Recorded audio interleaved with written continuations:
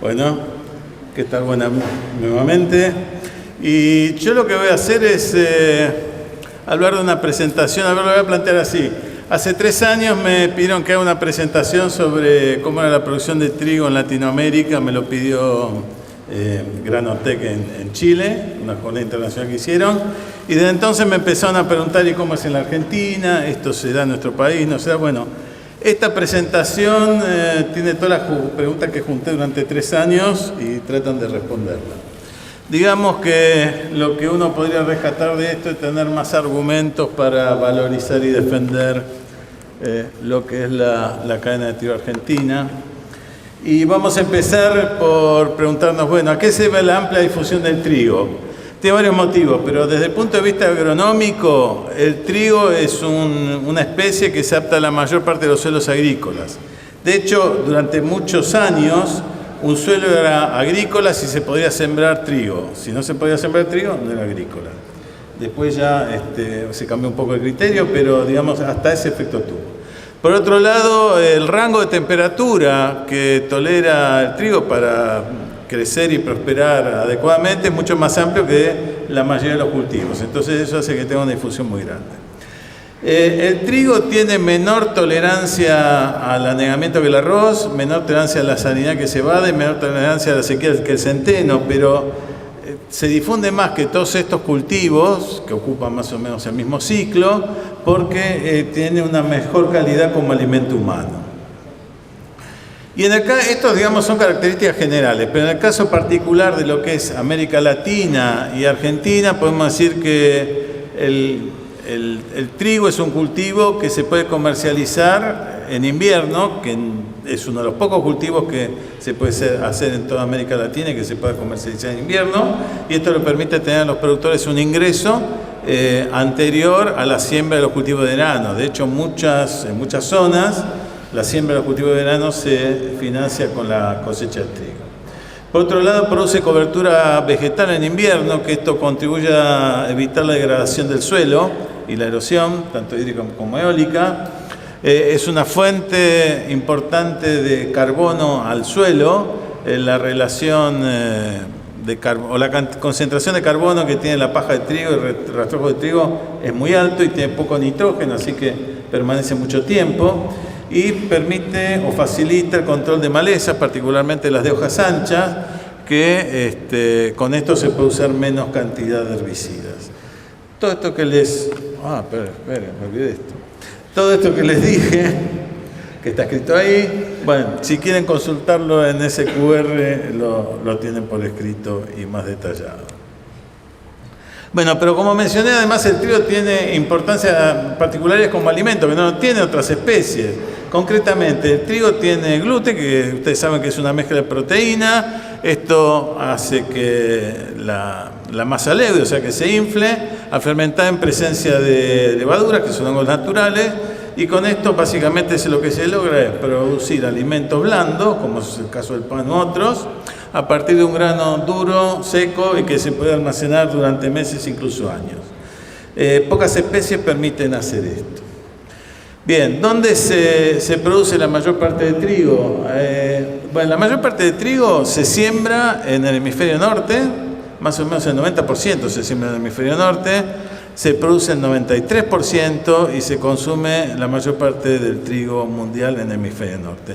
Esto es así por varios motivos. Uno de ellos es que en el hemisferio norte tiene más territorio continental que en el hemisferio sur, así que es imposible que podamos igualar la superficie sembrada, además de otras diferencias climáticas. Bueno, pero esta distribución hace que haya un movimiento muy grande de granos durante el año para abastecer las distintas formas. ¿Y por qué el trigo es tan importante como alimento? Bueno, tiene una parte que es de cultura, está muy asociada a la cultura humana. Se calcula que hace 10.000 años que se empezó a consumir trigo. El trigo básicamente tiene 3 etapas de consumo. Una que fue la de consumo como grano molido, molido, porque el grano entero no lo podemos digerir. Otra que empezó a ser como pan, que eso empezó más o menos en la época del Imperio Romano, hace 2000 años, pero se generalizó, bueno, como pan sigue ahí, y después como pan leudado. y podríamos poner otra que como pan leudado, pero con harina blanca. O sea, lo anterior era con harina integral, de grano molido, pero después ya en la época de cuando estuvo auge Versalles, ahí fue cuando se inventó la molienda de grano por capas, y entonces empezó a usar la harina blanca. Digamos que acompañó toda la historia de la humanidad. Pero además el trigo es un alimento más barato. Esto es bastante fácil cuando van al supermercado. Es difícil que encuentren un kilo de alimento más barato que el trigo, pero está asociado o es apreciado por todas las clases sociales, que no ocurre eso con otros tipos de alimentos. La mayoría de los países se preocupan mucho por tener suficiente cantidad de trigo para satisfacer la demanda alimenticia del país. Y cuando no lo hacen importan, pero en general la tendencia de los últimos años es que cada país se autoabastezca de su propia producción de trigo. Por lo tanto, el trigo es un componente importante de la seguridad alimentaria a nivel mundial, Latinoamérica y Argentina. Y esto algunas veces yo creo que se malinterpretó, digamos, como es un problema de seguridad alimentaria, entonces no exportemos trigo, y lo que se terminó logrando es que haya menos trigo que al principio. Bueno, ¿cuál es el consumo? Acá lo que tenemos en estos gráficos es cuáles son las principales fuentes de energía, o sea, de calorías, como consumo humano. Y el primero es a nivel mundial, después a nivel latinoamericano y por último a nivel argentino. ¿Y qué vemos? Bueno, si vemos a nivel mundial, las principales fuentes como aumento como calorías es el arroz, el trigo, seguido por la carne. En Latinoamérica y en Argentina se invierte la carne, que pasa a estar en segundo lugar. En Latinoamérica el maíz es el primer fuente de energía. Eso es razonable porque el maíz es originario de Latinoamérica. Y en la Argentina, fíjense que es el trigo, después sigue la carne. Así que, tanto a nivel mundial como Latinoamérica como argentino, el trigo es una de las principales fuentes de energía. Está entre los dos o los tres principales componentes. Y en cada uno de estos niveles, los tres primeros alimentos, la suma de los tres primeros alimentos es más del 50% del total. Así que el resto, digamos que importa poco, por supuesto da variación y suministra algunos otros elementos esenciales de la dieta, pero en cantidad viene por ahí. Y después está el tema de la proteína. Acá lo mismo, tenemos ahí apunté, consumo de distintas fuentes de proteína a nivel mundial, latinoamericano y argentino. A nivel mundial vemos que el trigo junto con la carne y el arroz son los principales. En Latinoamérica y en Argentina la carne es el primero, el trigo es el segundo, pero la proporción es menor. Pero de todas formas, digamos, ya sea como fuente de energía o como fuente de proteína, el trigo es un componente importante de la dieta, pese a todas las críticas que puede estar recibiendo, sobre todo en los últimos años. Bueno, ¿y cuál es el consumo a nivel habitante por año? Que en definitiva eso es importante. Bueno, los países... Perdón, a veces me olvido que no tengo sincronizadas las dos computadoras. Avísenme en la próxima. Bueno, los países que más consumen trigo están listados acá, los 20 primeros. Y tenemos Azerbaiyán, Serbia, Túnez, Argelia, Marruecos. De acá los países europeos que aparecen son Noruega e Italia, acá al final. O sea, en general son países de Asia o del norte de África. Y llegan a consumir cantidades del orden de 200 kilos por habitante por año. Y por otro lado tenemos en Latinoamérica, que está acá, los tres países que más consumen son Chile, Uruguay y Argentina, que prácticamente consumen el doble que el promedio de los otros países de Latinoamérica, pero acá estamos hablando de valores a lo sumo de 120 kilos por habitante por año. El país que más consume, que sería Chile, está en el puesto 46 a nivel internacional. O sea, en Latinoamérica se consume bastante menos que el promedio mundial, pero dentro de esto, Argentina es uno de los países que tiene alto consumo de trigo. ¿Y cómo estuvo variando el consumo de trigo a través de los últimos años? Bueno, acá en azul tenemos cuál fue la variación a nivel mundial. Esta variación está expresada como porcentaje respecto al 2010, y esto lo hice así para poder comparar cómo fue el aumento con Latinoamérica y con Argentina. En Latinoamérica es la línea roja, y fíjense que es muy paralela a la mundial, o sea que los dos están creciendo. Pese a todas las críticas que está recibiendo el trigo, el consumo de trigo está aumentando. Y en la Argentina, sobre todo a partir del año 2019, hubo un incremento. Podemos especular por qué, pero la verdad que no hay datos para decir concretamente por qué. El tema es que en la Argentina tenemos un aumento que es casi del doble de lo que es en Latinoamérica y en el mundo. O sea que si uno toma estos datos, digamos, el mercado se está favoreciendo. Cuando hacemos esto por habitante, esto es el total. Cuando lo hacemos por habitante, lo que se ve es que a nivel mundial el consumo por habitante está estabilizado, el consumo latinoamericano sube muy levemente y el consumo argentino sube, especialmente hasta el año 2019. Esto es muy favorable, porque piensen que, nuevamente, con todas las críticas que está recibiendo el trigo, por lo menos a nivel de consumo por habitante no se nota. Uno lo que esperaría es que esto empiece a bajar, pero no, eso no llega.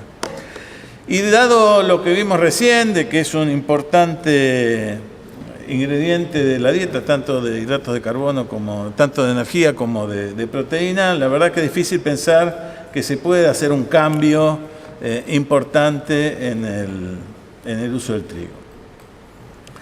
Bueno, ¿qué podemos decir del valor nutricional del trigo? Muchos de ustedes ya lo saben, pero por ahí es conveniente repasar esto.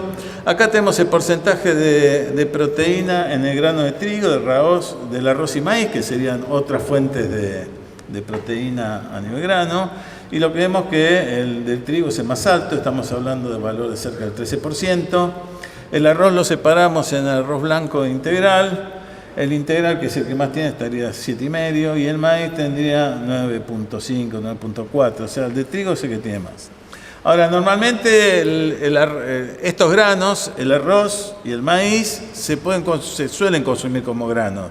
El de trigo no sé por qué, pero eso no pasa. Y la alternativa, digamos, sería consumir el fideo. Bueno, un fideo seco tiene 13% de proteína, lo cual es más alto que cualquiera de estos granos que se consumirían de igual manera. Ahora, también es verdad que un fideo o el arroz escurrido tiene más o menos 45-50% de humedad, así que en realidad esta proteína tenemos que bajarla todo al 50%, 45%, lo que ustedes prefieran, pero así todo el fideo de trigo sigue teniendo un aporte de proteína muy importante. Y por otro lado, en el trigo tenemos el pan, que el pan también tiene una humedad que es bastante dudosa, pero podemos pensar que es del orden del 25%, y que si hacemos el 25% de este casi 12%, sigue siendo un alimento que tiene bastante proteína. Así que comparado con otras fuentes de alimento, el trigo sigue aportando mucha proteína. Bien, ¿de dónde sale la proteína del trigo? Bueno, sale del nitrógeno que absorbe la plantita. Ahora, como ustedes la mayoría sabe, pero se los recuerdo, en la atmósfera tenemos un montón de nitrógeno, pero las plantas como el trigo, la mayoría de las plantas, no pueden aprovechar el nitrógeno que está en la atmósfera, sino que tiene que estar en forma principalmente de nitratos en el suelo. Y para hacer esto lo que se hace es, antes no se hacía nada, pero después cuando empezó a bajar el nivel de nitrógeno en el suelo, implica que se fertilice. Bueno, y acá lo que tenemos es la respuesta en rendimiento cuando agregamos nitrógeno, y esta es la respuesta en proteína. ¿Y qué es lo que nos muestra esto? Bueno, en la medida que agregamos nitrógeno, aumenta el rendimiento y también va aumentando la proteína. Hasta que llega un momento que es el nitrógeno máximo, el rendimiento máximo, y ese rendimiento máximo corresponde aproximadamente con 11% de proteína húmeda o 10,5 en base seca. Estos son datos de cultivos europeos que tienen un rendimiento máximo del orden de 9 toneladas por hectárea. Si hacemos lo mismo con un trigo más argentino, que tiene un rendimiento de 5.500 kilos por hectárea, vemos que también que cuando llegamos al rendimiento máximo estamos en 11% de proteína. ¿Esto qué quiere decir? Que si los productores están interesados en alcanzar el rendimiento máximo, seguramente el nivel de proteína va a ser bueno. El nivel de proteína es malo cuando hay algún problema en la fertilización o cuando los productores, por los incentivos que tienen, no deciden fertilizar tanto. De un punto de vista económico, que hay varios economistas, el nivel de fertilización óptima sería cuando el ingreso marginal igual al costo marginal, pero dicho en palabras más criollas es que cuando la pendiente que tenemos acá, en la medida que el precio del trigo baja por impuestos y demás, tenemos que tener una mayor pendiente para estar en equilibrio económico. O sea, el rendimiento baja y al bajar el rendimiento también baja la proteína. En definitiva, cuando tenemos retenciones, más costos en el transporte y demás, y cualquier otro impuesto que se imagine, el productor va a buscar un rendimiento que va a estar por debajo del óptimo porque ahorra fertilizante.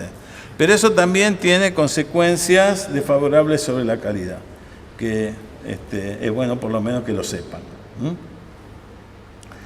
Bueno, ¿y qué podemos decir del valor nutritivo de la proteína en sí?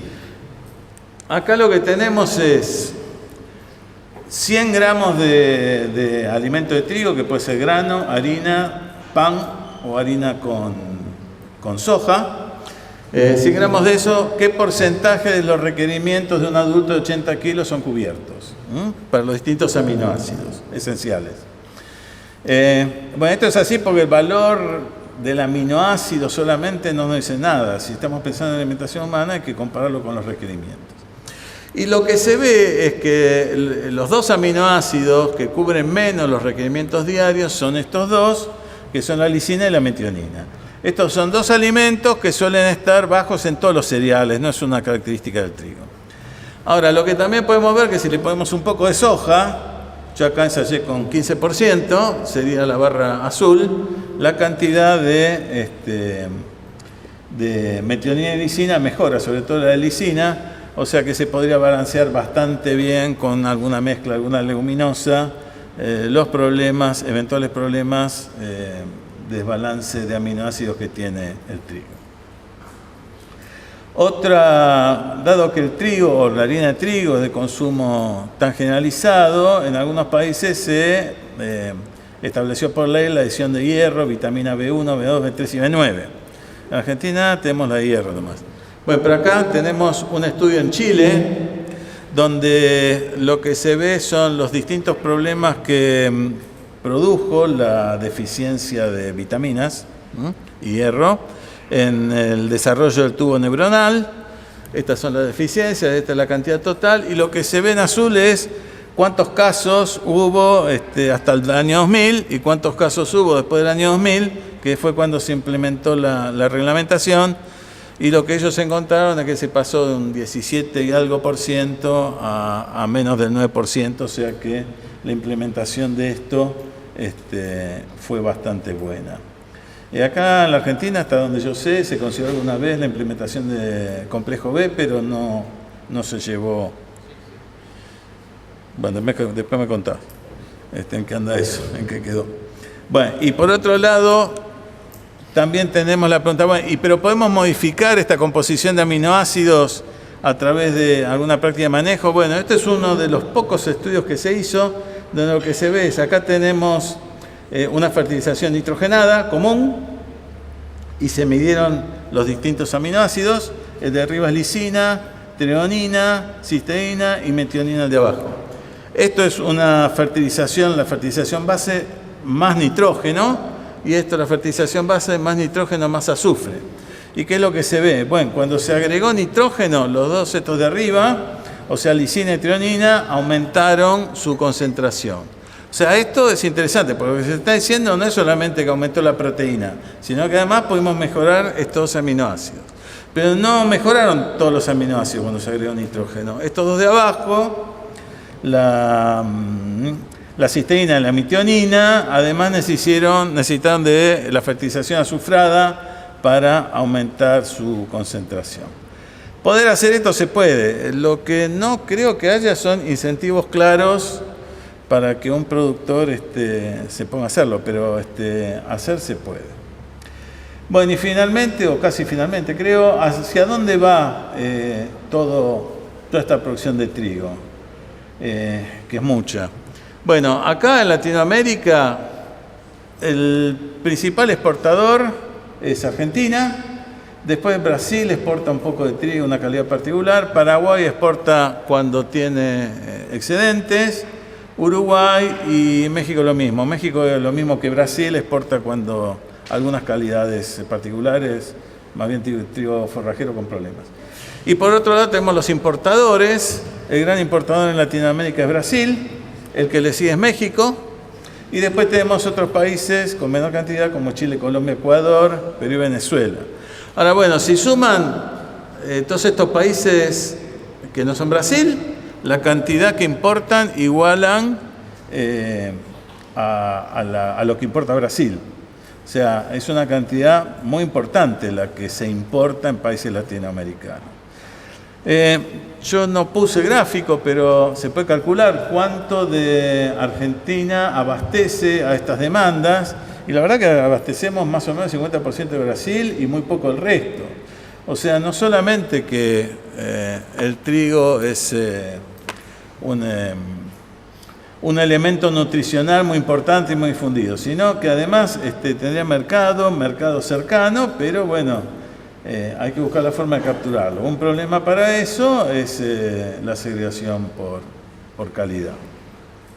Normalmente los países latinoamericanos lo que están más interesados es el trigo de calidad, porque digamos trigo de baja calidad pueden producir, pero el trigo de calidad, la calidad nuestra, para ellos sería prácticamente correctora, ese tipo de calidad les cuesta mucho. Bueno, en definitiva, el trigo es un alimento esencial para darle seguridad alimentaria al mundo de Latinoamérica y Argentina. Hay que tener cuidado que esto no se tome como fuera de contexto, pero la importancia que tiene la seguridad alimentaria es concreta, se ve en los datos.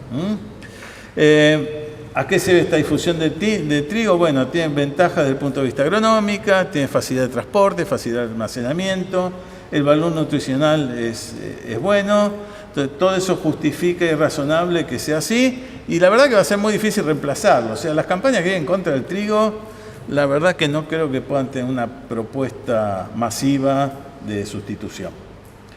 El grano de trigo es básicamente un componente de hidrato de carbono que suministra energía, pero también es una fuente muy importante de proteína. Es verdad que tiene bajo contenido de lisina y metionina, pero digamos que esto se podría solucionar sin mayores problemas con mezclas con otras harinas y digamos mezclas que no tienen mayor costo. Y el consumo sigue aumentando, tanto a nivel mundial, latinoamericano como Argentina, si bien a nivel por habitante eso está más estabilizado, pero el consumo sigue aumentando, sigue habiendo mercado, va a seguir habiendo demanda y entiendo que tiene alta posibilidad de exportación y sigue teniendo un futuro bastante promisorio, pese a las críticas que se le hacen actualmente. Y eso fue todo. Muchas gracias.